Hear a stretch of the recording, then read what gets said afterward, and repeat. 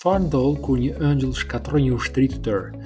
Nuk ishte legjend, nuk ishte metaforë, ndodhi në një natë në errësirën e gjykimit, tek 2 mbretërit 19, Perëndëria Asiriane kishte rrethuar Jeruzalem. 185.000 ushtarë, krenar të pathyeshëm duke tallur Zotin e gjallë.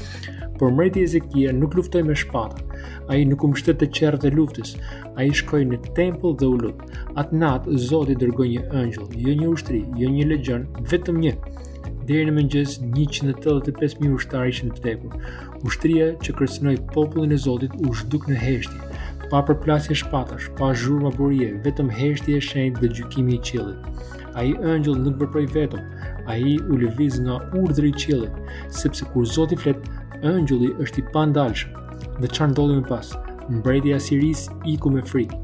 I njëjti që me arrogancë kishte thënë kush mund t'i shpëtojë nga dora ime, u kthye në shtëpi i turpruar dhe u vra nga veti i biri. Një ëngjëll, një natë, një lutje. Ka qenë mjaftueshme për të ndryshuar historinë.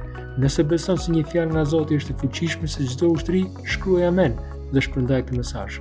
Zoti bekoft.